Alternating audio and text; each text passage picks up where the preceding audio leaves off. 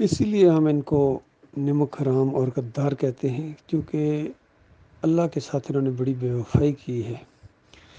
کھاتے اللہ کا ہیں اور کہتے ہیں نبی کے صدقے ملا ہے، کسی اور کا کھاتے ہیں۔ یہ بھی گنگناتے ہیں کہ تیرے کھاواں تیرے گاواں یا رسول اللہ، یعنی بالکل کہ اللہ کے انکاری ہیں۔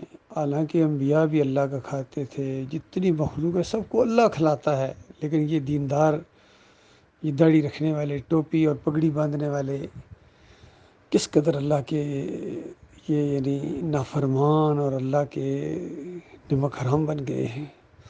تو اصل میں یہ گاڑیوں کے انجن ہے۔ ہر مسلک کا جو لیڈر ہے وہ اسی طریقے سے شرک کر کے اللہ کے ساتھ ایسے ایسے فلسفے سامنے لاتا ہے کہ عقل حیران ہو جاتی ہے۔ آج میں نے ایک رافضیوں کے اس طرح ذاکر کو سنا، عقل حیران ہے کہ کہاں کہاں سے باتیں نکال کے لا رہا ہے۔ یہی طارق جمیل ہے، وہ بھی اسی طریقے سے۔ تقی عثمانی کو سنو، جنید جمشید کو سنو، اور طاہر القادری کو سنو، ڈاکٹر اسرار کو سنو، ایک سے ایک عجیب فلسفہ ان کا۔ فضل الرحمان کو سنو، عمران خان کو سنو، سب لگے ہوئے ہیں اپنی اپنی ڈگڈگی بجا رہے ہیں، اور اللہ کے دین کا کوئی نہ کام کر رہا ہے نہ نام لے رہا ہے۔ آج ایک تبلیغی جماعت والے سے بات ہوئی، وہ بھی بس بزرگوں نے کہا ہے، علماء کہتے ہیں، بزرگوں نے، کبھی اس کے منہ سے میں نے یہ نہیں سنا کہ قرآن میں اللہ یہ کہتا ہے، حدیث میں نبی علیہ السلام نے یہ بات فرمائی ہے، بالکل نہیں۔ علماء نے فرمایا ہے، علماء نے تبلیغی جماعت کے حوالے، فضائل اعمال کے حوالے، جس میں کتنے شرکیہ واقعات ہیں، کفر ہے، شرک ہے، اور ایسی ایسی قصے کہانیاں نہ سر نہ پیر، قرآن اور حدیث کے بالکل خلاف، لیکن پھر بھی ڈٹے ہوئے ہیں۔ کہتے ہیں دین کا کام ہو رہا ہے، لوگ اپنی اصلاح کر رہے ہو۔ کون سی اصلاح کر رہے ہیں؟ یہ تو شرک پھیلا رہے ہو ہر جگہ۔ ہر ایک لگا ہوا ہے اپنے مسلک کا پرچار، ایک دائرے کے اندر بند ہیں۔ قرآن اور حدیث کی بات کہاں ہے؟ کہاں ہے وہ مسلک؟ کہاں ہے وہ جماعت؟ کہاں ہے وہ ملک جس کے اندر خالص قرآن و حدیث کا ایمان ہو، عقیدہ ہو اور عمل ہو؟ کوئی بھی نہیں۔ اس زمین کے اوپر تو آج مجھے کہیں نہیں ملتا ہے۔ چند لوگ ہیں جو دین کو ابھی تک اپنائے ہوئے ہیں، باقی ایک عظیم اکثریت، وہ اللہ کی بات ان کے اوپر فٹ آ گئی۔ وما یؤمن اکثرهم باللہ الا وهم مشرکون۔ اکثریت انسانوں کی اس طرح اللہ کو مانتی ہے کہ ساتھ ساتھ شرک کرتے ہیں۔ یہ نہیں کتنے تو وہ تو مانتے ہی نہیں، اور جو مانتے ہیں وہ شرک کے ساتھ مانتے ہیں، تو لہذا سارے کے سارے غدار بن گئے ہیں۔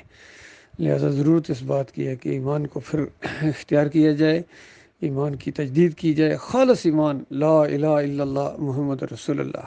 ہر دور کے اندر یہ کلمے کا پہلا حصہ یہی رہا ہے۔ انبیاء تبدیل ہوتے رہے، شریعت تبدیل ہوتی رہی، لیکن لا الہ الا اللہ کے اندر کوئی تبدیلی نہیں ہے۔ کسی دور کے اندر اللہ کے علاوہ کسی اور کو پکارنے کی اجازت نہیں ہے، کسی اور کی نظر و نیاز کی اجازت نہیں ہے، کسی اور کو رکوع اور سجدے کی اجازت نہیں ہے۔ یہ جو کہتے ہیں کہ پچھلی شریعتوں میں یہ جائز ہوتا تھا کہ یوسف علیہ السلام کو سجدہ ہوا، خالص اللہ کے دین کے انکاری ہیں۔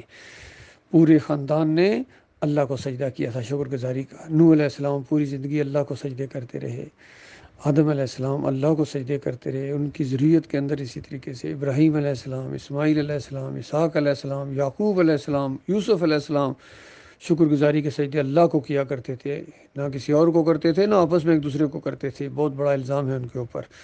تو لہٰذا جب تک یہ توحید کی دعوت سامنے نہیں آئے گی، ایمان اور عقیدے کی بات سامنے نہیں آئے گی، اسی طرح ذلت اور خواری بڑھتی رہے گی، اور امت مسلمہ کے اوپر اللہ کے عذاب کا کوڑا برستا رہے گا۔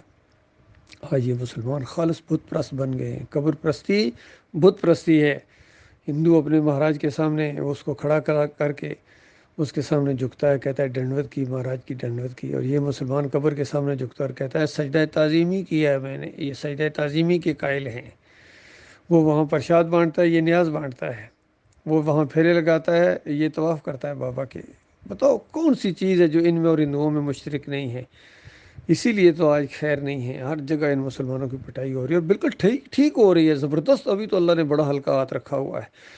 مرنے کے ساتھ جو ان کو آگ لگنے والی ہے، جہنم کی آگ کا بڑا شدید خطرہ ہے۔